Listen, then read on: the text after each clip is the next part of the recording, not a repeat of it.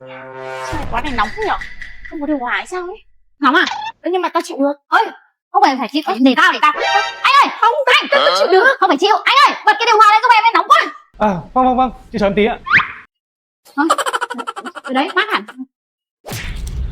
Tao gọi hồng trà con mày nhở? Nhầm à? Nhưng mà tao uống cái này cũng được. Thôi, đổi đi để tao. Thôi không cần. Anh ơi.